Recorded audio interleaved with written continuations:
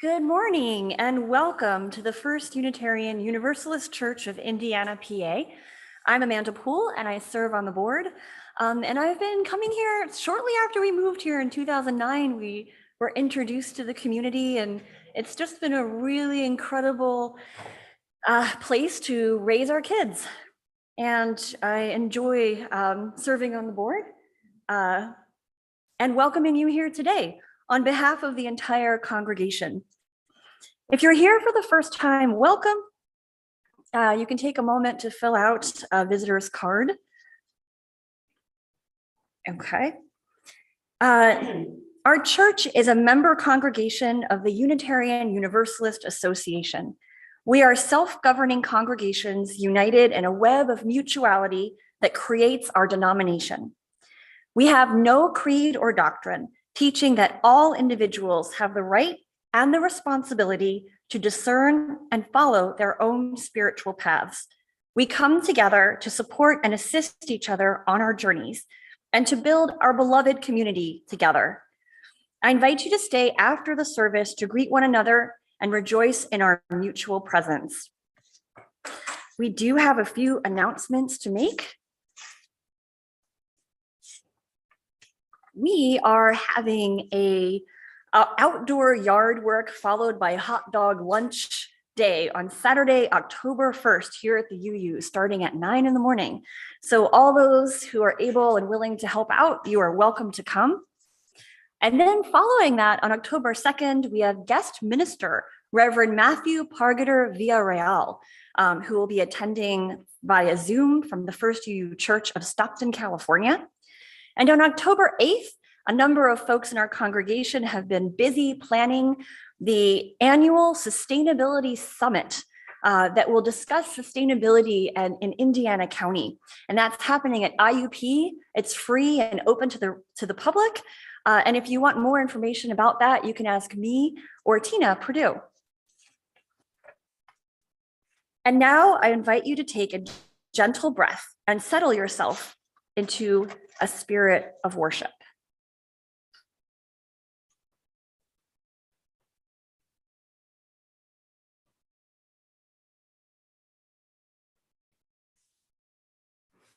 Our call to worship is entitled, "We Gather to Draw a Wider Circle" by Reverend Gretchen Haley. In a world that feeds on moral outrage, we are here to cultivate moral courage. In a time that prizes picking sides, we gather to draw a wider circle. And in a culture that teaches us to get for what we give, and to ask, what's in it for me? We come to practice generosity and to remember, we are all in this together.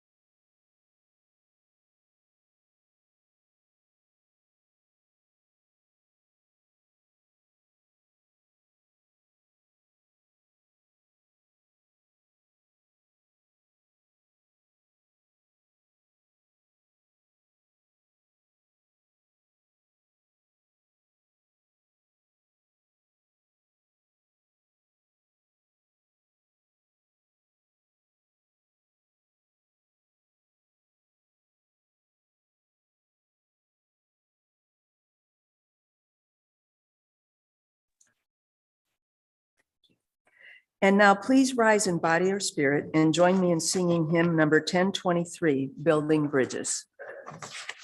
This is a round, so we'll sing it all together once, and then if this side wants to be the first part and that side wants to be the second part, the second part would come in when we get to the second line.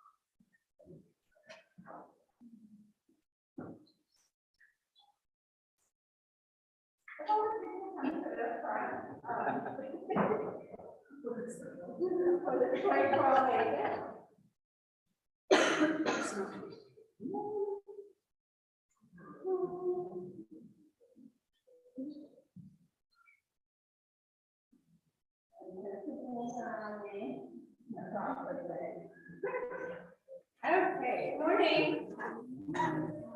So I'm reading a story called Leaf Trouble. It's by Jonathan, and then it's illustrated by Carol James Church. It's about changes. They're unexpected. So a fresh breeze blew across the woodland, tickling all the tall grass and trimming the trees. Summer had left and autumn had arrived. Squirrel stuck his head out of the nest and sniffed the air. Did you guys see that this morning? Something changed, he decided, and he scampered off to find what it was. His nest was in an old oak tree. Kip loved the tree, and he knew every bit of it, from twig to trunk. But something was happening to the tree. It was happening so slowly, he hadn't even noticed until now. He skittered to a stop and stared at the leaves beside him. He was so surprised that he let go of the trunk. And Pip squealed and he tumbled to the down through the branches and landed on the woodland floor. And Pip lay there for a moment, staring up at all the leaves. They changed colors, he guessed. He was right. The last time Pip had looked closely at the leaves, it had all been green. But now there was other colors, yellow, orange, and red. As Pip watched one of the leaves drop off and drift down toward the ground, he jumped up and ran after it and caught it in his paws. But even as he reached it, another leaf began to fall. Pip ran after the second leaf and just managed to catch it before it touched the wooden floor. Not again, gasped Pip, as a third leaf began to fall. Pip was racing around trying to catch the falling leaves, and his sister Blossom scurried up. Good, Pip. Pip said, "You're just in time. You're just in time." Just in time for what? Blossom? To help save the tree. Pip said, he puffed. It's falling to pieces. Pointing to the leaves on the ground. We've got to stop it, he insisted. Pip and Blossom collected all the fall leaves into a big pile. Now what? Said Blossom. We put them back, said Pip. We put them back. The Blossom carried the leaves up into the tree where Pip tried to stick them back onto the branches, but it didn't work very well. Then all of a sudden, there was a big, huge gust of wind, and hundreds of leaves began to fall. Pip and Blossom scurried about and ran around frantically, trying to gather them up. That's when the mom squirrel arrived.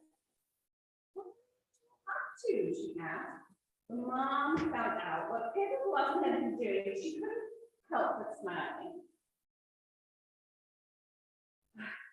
"Pip," she said, "the tree has to lose its leaves." And she explained that taking care of leaves was hard work for the tree. And after keeping them all summer, it needs a rest for a while.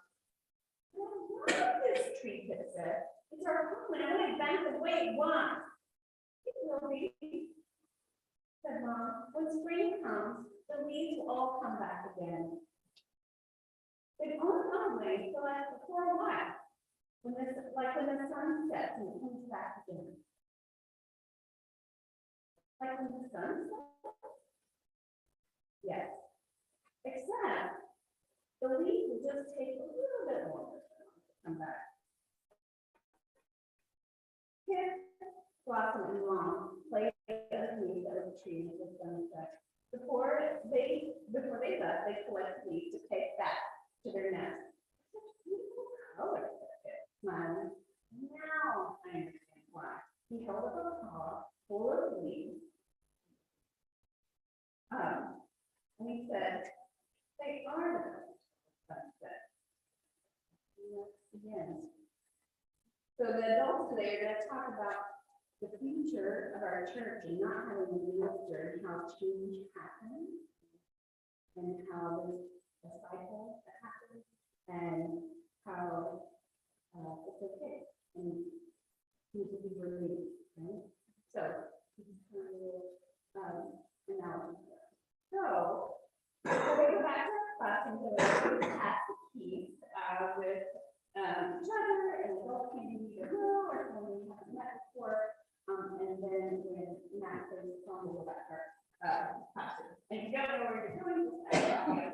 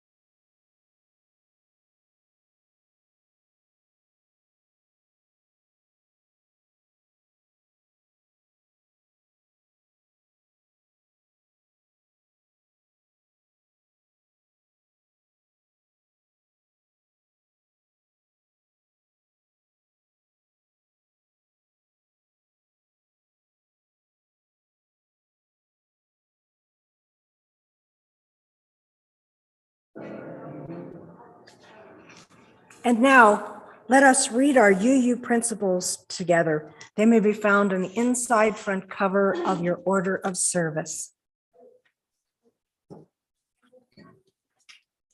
We covenant to affirm and promote the inherent worth and dignity of every person, justice, equity, and compassion in human relations, acceptance of one another, and encouragement to spiritual growth in our congregations, a free and responsible search for truth and meaning, the right of conscience, and the use of the democratic process within our congregations and in society at large.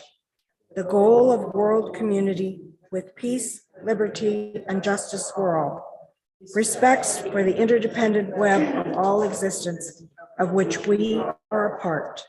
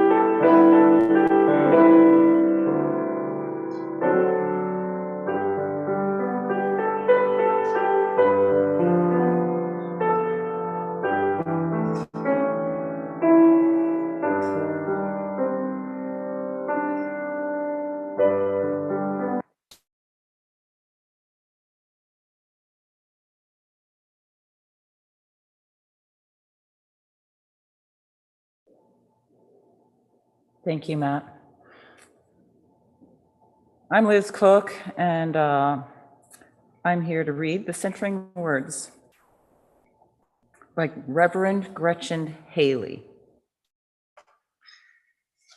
For this one moment, know only that you are loved, that you are safe and whole and loved. Know also that you belong here among us, here upon this earth, in your body, however tired or broken your heart may be, whatever fear, disappointment, anger you may carry.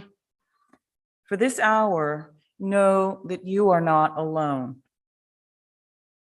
Feel the presence of others surrounding you, breathing inside you and with you, discovering together the way our voices rise and fall together in harmony, in hope. Claim here a resilient freedom, the choice for love,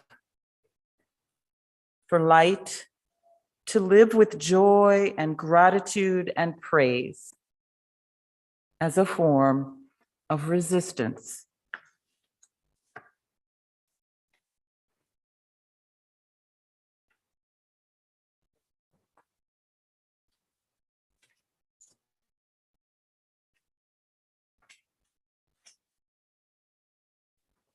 We offer a time of silence during which you are invited to come forward to light a candle of intention to represent a joy or sorrow, concern, or celebration in your life. If you have not already done so, you may hand your written joy or sorrow to a worship leader as you light your candle.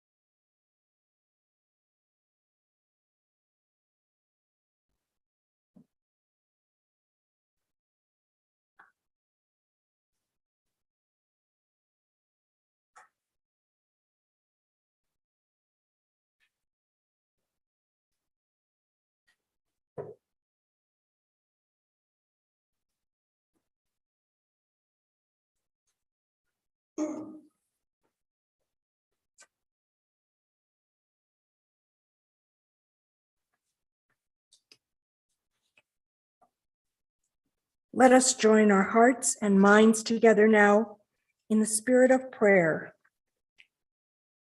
Spirit of life and of love, we gather together to share in community these milestones of our living. The Board of Trustees and the Committee on Ministries is very pleased to see so many of you here today to share in our exploration of our future. We have a first-time visitor among us. I'd like you to welcome Jade Infinito from North Carolina. Hello, Jade, welcome.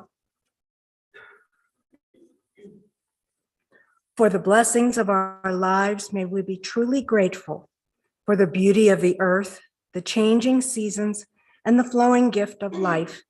May we give thanks. In times of fragile hearts and tender sorrows, may we find comfort and strength. May our hearts be healed, and may we be filled with peace. Amen. At the First UU Church of Indiana, we share the plate by giving a portion of every week's donations to an organization outside of the church. This part of our congregation's mission to promote compassionate and responsible thought and action in the world by giving back to the community around us every week. So when you give this morning, Know that you are making an impact not only for this congregation, but also in the wider community through our shared giving. At the First UU Church, wow, I've got a replication here, sorry. Copy and paste doesn't always work as smoothly as you wish. Our congregational giving this month benefits Western PA Fund for Choice. Western PA Fund for Choice supports patients of Allegheny Reproductive Health Center in Pittsburgh, Pennsylvania, which provides abortion care to patients from all over the region, including Central and Western Pennsylvania, Ohio, and West Virginia. Donations to Western PA Fund for Choice help clients pay for abortion services, their transportation, and other costs associated with accessing abortion services in our region, which barriers to abortion care are increasingly difficult to navigate. As a congregation, we are glad to give both beyond and within and beyond our walls. If you are a first-time visitor here, we encourage you to let the plate pass, as your shared presence with us is gift enough. Please give generously as you are able as we share our singing or our offertory hymn, number 402 from You I Receive.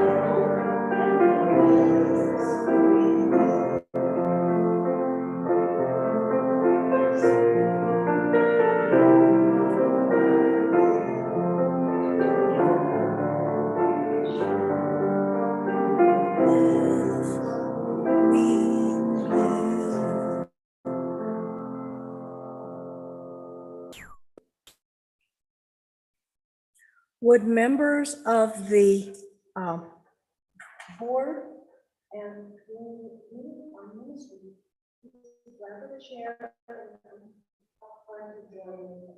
We're going to act as a panel.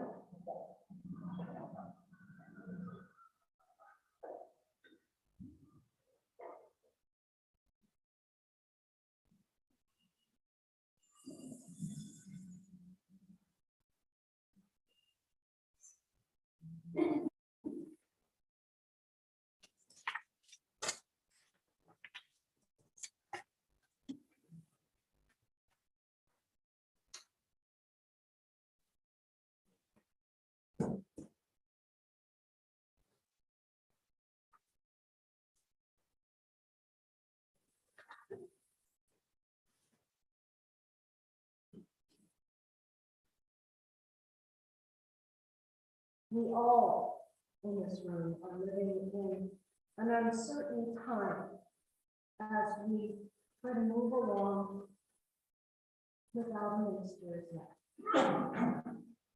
We still are in search and have hopes of finding someone, but it's an unsettling time. And we all want to admit that to you and share that with you. We care very much about whatever feelings you may be experiencing about this difficult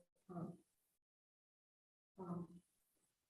So far, we have a lot of good things that are going on. We have entered a new school year with our religious exploration program. It's sort of renewed. Enough volunteers have come forward to work with more narrow age groups And that makes some of our children more comfortable. And we want to accommodate people as best we can. Some new breath that life has been bringing into the membership committee. And G. Smith has been Heading a group of people making contacts. I'm sorry. Am I hard to hear? And this group of people has been making contacts with folks we haven't seen for very long. And we want to touch base again and see if we can reconnect with some folks. Gee, do you have some things to share with us about your findings in your calls? Sure. I can't say that it's been comprehensive. It's been a very small group, myself and Eric Parker, making it through our members' calls. There's been a lot of messages. We left a lot of messages. Spoke with a couple of folks that I think they were really glad to hear from us. And were like, yeah, I need to start coming to church. Had questions about our mask policy. I remarked on, in terms of our membership list, we're a very active membership list. Probably most folks in here didn't get a call because I know you guys come to church. There's a lot of other folks who aren't necessarily in our seats every day. They're still really involved in the various aspects of church. So I didn't necessarily call those folks too. So there's not a few, in terms of our active members, we're a really active, very active membership list. I think a real testament. There's we have a shorter membership list than we did pre-COVID, and looking at it on a fine-tooth comb basis, I don't know if there's anything we can do about that except to expand to new members. It's like, I think coming out of it, and Eric can speak a little bit really deeper fully, but I think coming out of it, I think in terms of membership, we have some real committed numbers. We're at a rough time, and what we can really, through the membership committee, I think we should be looking for new numbers. Trying to do as much as we can outreach. Severely hampered by not having a minister. A lot of these calls that would have probably, it's a little bit of pastoral care, it's a little bit work. All our members, we should probably continue to think about how to do that. We were kind of thinking of calling in terms of calling folks who are not around. We should always talk to each other, right? Even folks who are around, right? That's the kind of pastoral care. We argue it, but maybe that's a membership committee job, or maybe that's just, I don't know. But I thought that was really, I was remarking about that. I was like, yeah, I kind of thought those were.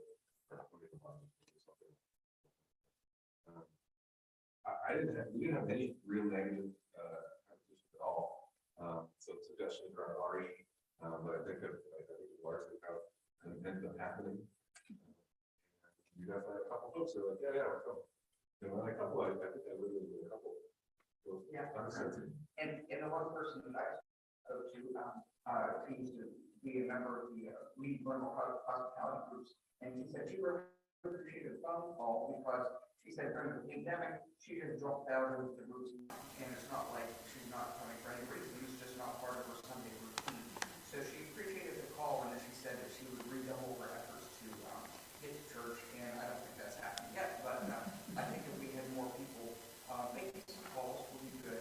And we do have, despite the fact that every Sunday we seem to have a different technical glitch with the Zoom stream, it is primarily successful.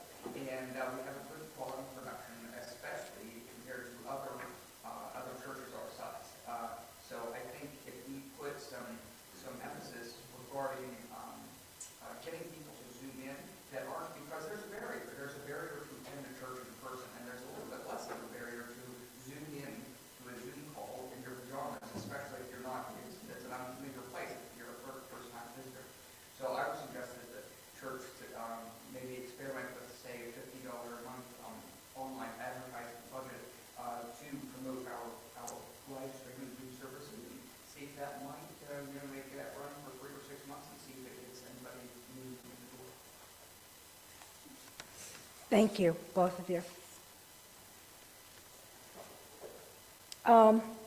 We'd like to update you a little bit on our search for a contract minister. Liz, did you want to share? No? You want me to talk about it?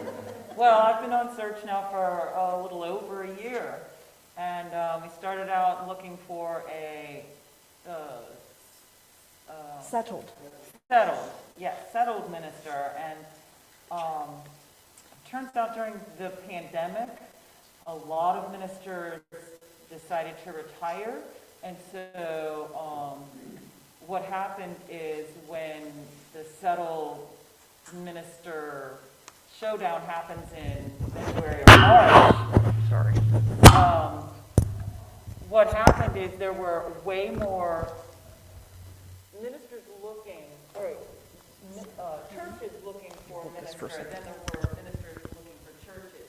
And we had one or two, the first call, the second call, and both of the people we had dropped out. One chose somebody else, one had a family emergency, so we ended up without a minister. So we went to the call for a contract minister. Thank you. Can you hear me? Okay. And now we're waiting to see where that will go. But we're still in a similar situation where the thank you.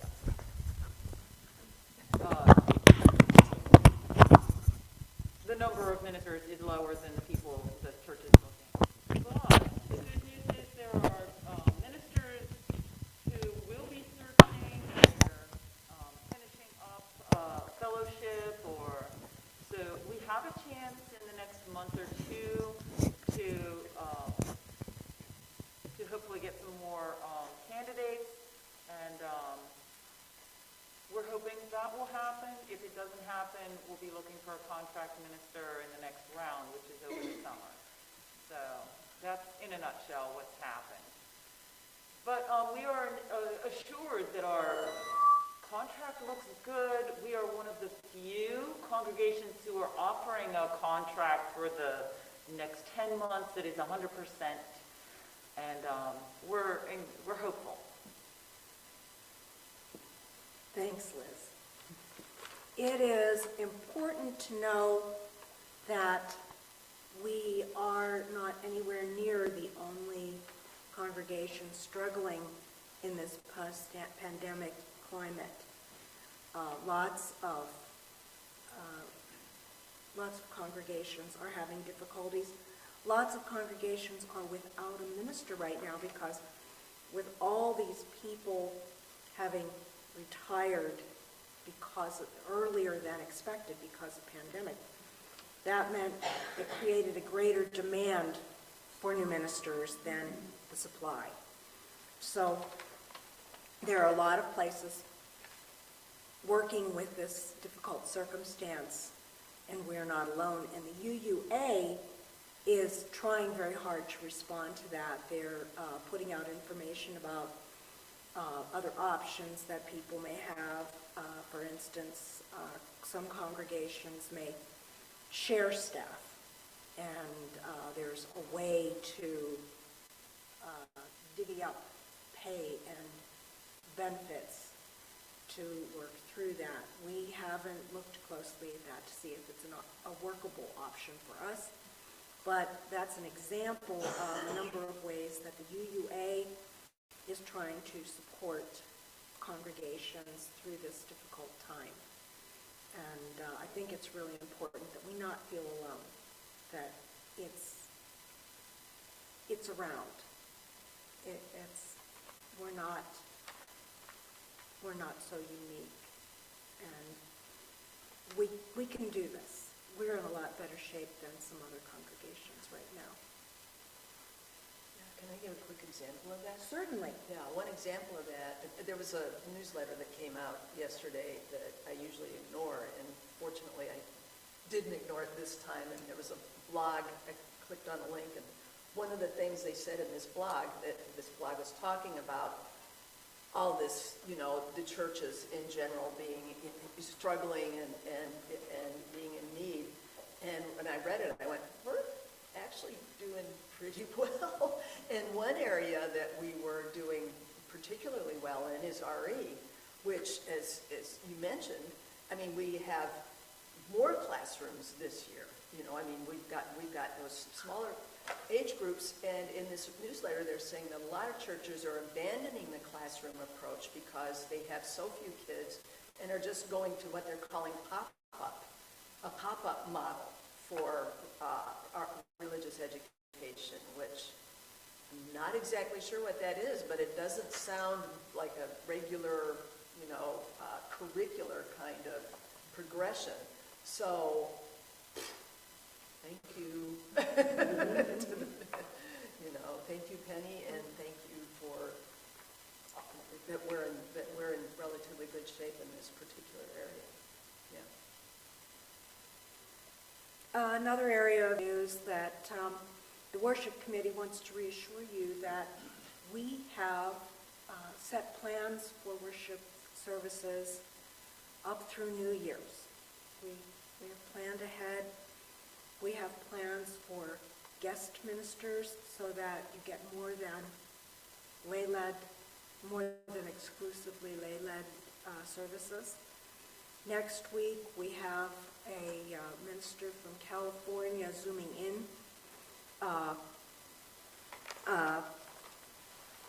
All his references say that he's very dynamic, a very well-prepared person, and we're looking forward to that service next week.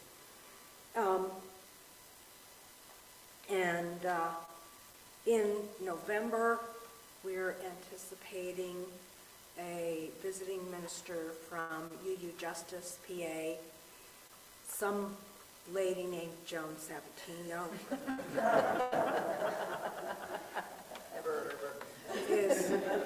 is going to talk to us about some of the changes we may see in life post-election. We have other guests on selected topics coming in. Let me see. Abigail Adams from IUP will be coming to speak with us. I'm forgetting someone. I'm not good off the cuff. Lee's going to be speaking at one of them. I'm sorry? Lee. Oh, that's right. Lee Hendricks is going to be stepping in and speaking on one of our topics. So you're going to get some variety from what you're used to with the worship committee.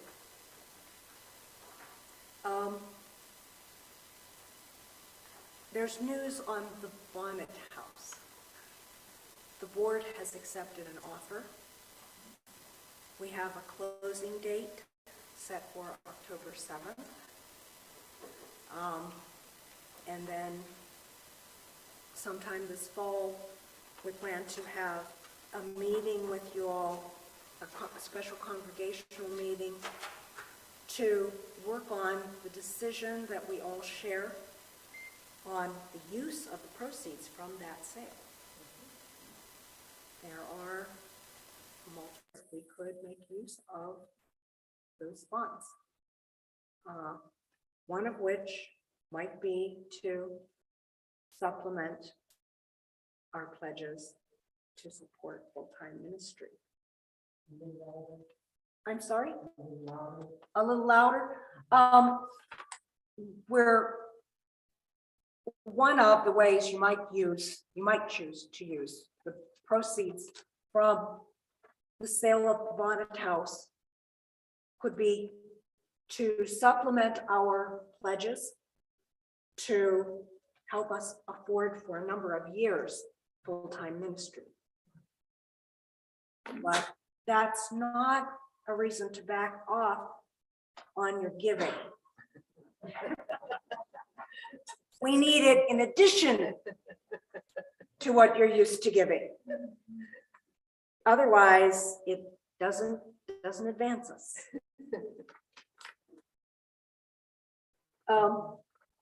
We'd like you to engage in some discussion now in small groups. Break up into maybe over here. Could I talk a little bit more about money? Please do. Okay. I just wanted to say where we're at money-wise a little bit. Yeah, it's good news with the Bonnet House, and please, as we approach this congregational meeting, try to, in your mind, think about ideas that we could use with this money, because it's probably gonna be somewhere around 80,000, we're thinking. Yes, ministry is one of them. I've heard other ideas where we should just take that money and stick it in the endowment and try to get it to grow more money. And being that the market's down right now, maybe that's a good time to be investing. I don't know. Another thing is that as of October, our capital campaign will be depleted to the point where we can no longer make mortgage payments out of that pool of money. So we're down to, we're still going to be in the black by the end of the year, given that we had such a successful Close the Gap campaign 13, 14 months ago, that we still have money in our checking account where we're going to be able to make our mortgage payments through the end of the year. But beginning next year, we've got mortgage payments of around $1,800 a month that need to be made. Now, that could be through raising the pledges up. It could be through taking some of the Bonnet House money and putting it aside to keep paying mortgage payments, dumping it into our capital campaign, or a mixture of any of these things. So please just think of where you would like to see things go, but we are going to need money for ministry, and we are going to need additional funds for the mortgage. And the fans are on in here because the furnace for this part of the building broke. So that repair is happening this week. There's always things that are, crop up that are beyond what we've budgeted that need to be handled. So, to put some of this money into an emergency fund or something like that may be an idea. But please just think on that, so that when we come to this meeting, and there's probably going to be quite a bit of back and forth on what to do with this money once we get the final number. But everybody's input would be appreciated. Okay. Thank you. Yes. I just want to say thank you. David, working so hard. Our problems with the ministers, they're not unlike the teacher shortages that I hear about, but for the same reasons. Anyway, thank you. Okay, if you would please kind of connect with in groups of maybe 3 to 4 people near you. You don't have to move a long ways. You can connect with people fairly near to you, unless there's someone you particularly want to talk with. We will have different members of the panel up here circulating with you all to facilitate discussion. We would like you to think about 2 key questions that we want to hear from you about. First is, what do you look to a church for? What do you look to a church for? And second is, what are your top priorities for the coming year for this church? Okay, we're all good? Okay, form your little groups. Say howdy. We'll move about.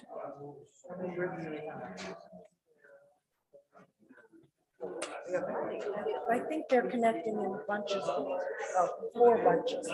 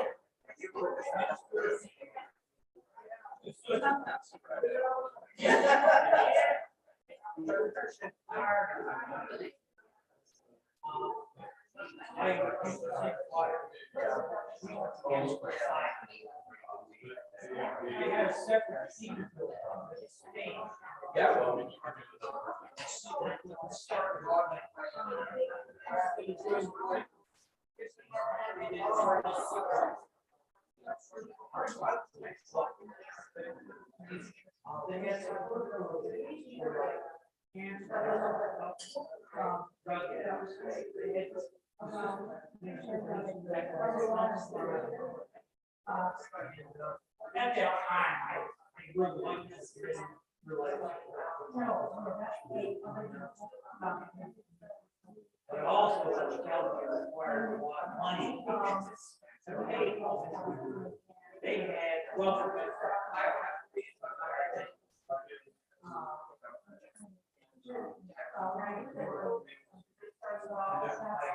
Yeah.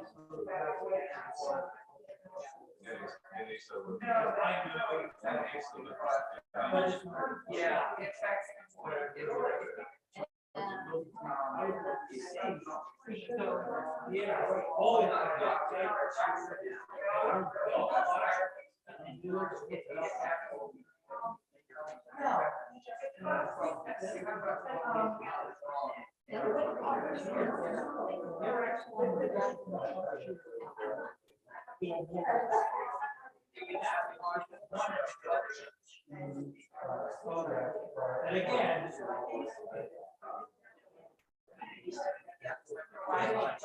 Yeah.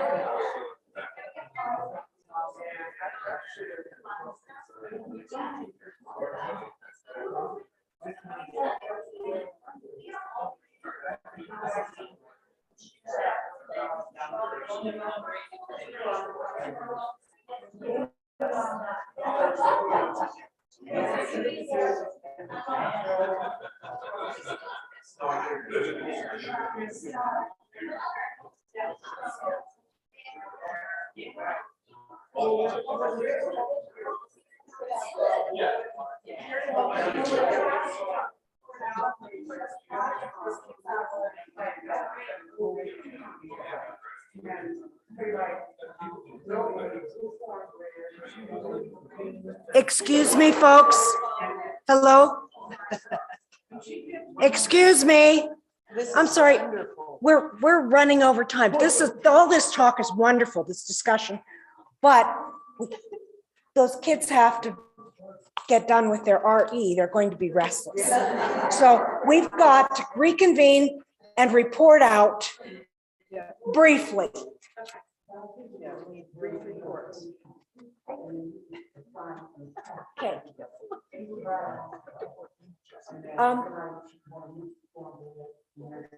This group on the east side, could somebody report out on what kind of things y'all are looking for and what priorities you're looking for? Summarize. I think we all talk about community life, I think, having a place of peace and have a place where we have community, we all have a community, some type of family community or peer community. And then we kind of prioritize outreach in a lot of different ways, like talk about membership and different ways that maybe we could be reaching out in the community or bringing the community here to church. Sort of like we have done in the past. And our community to do, and continue to see how then I said we should go to other churches to try to still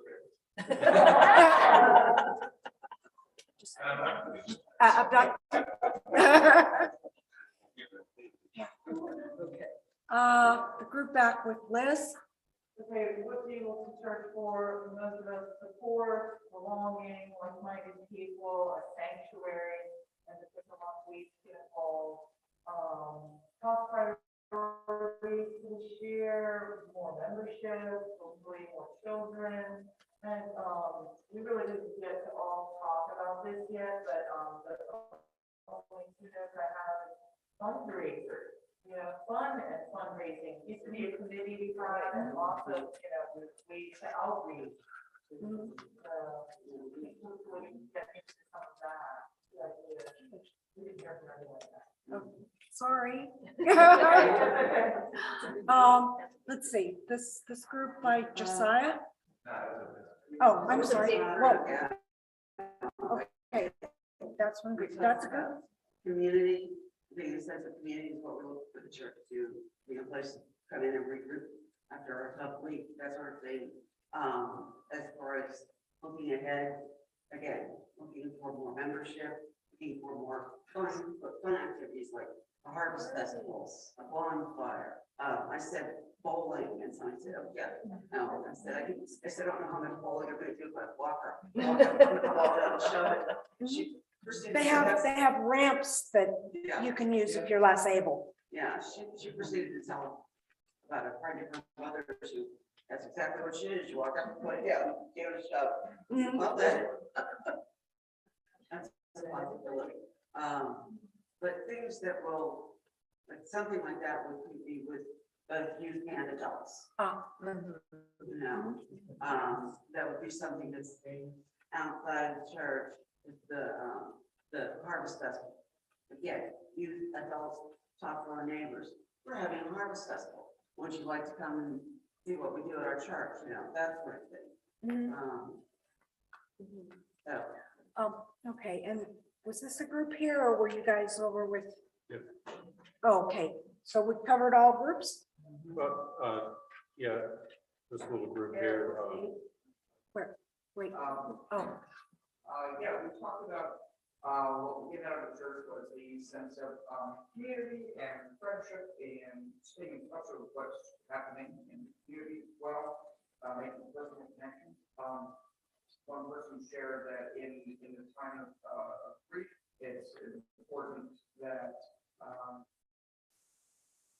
they're able to share what's on their mind and not be, their grief or lack of belief or belief. And that's a supportive environment for that. In terms of goals for the upcoming year, we talked about the importance of getting a minister and also maintaining, if not growing, our active participating list of members and friends.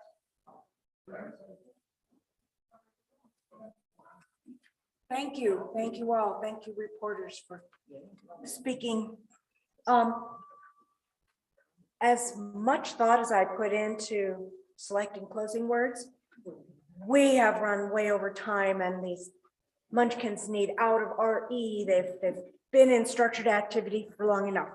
So I'm going to work on, I'm going to read the extinguishing of a blanket. We extinguish our child's flame, but not the light of truth, the warmth of community, or the fire of commitment. These we carry in our hearts until we are together again. Go now. Travel lightly on this earth and never lose your passion for peace or social justice. Blessed be. Thanks, everybody.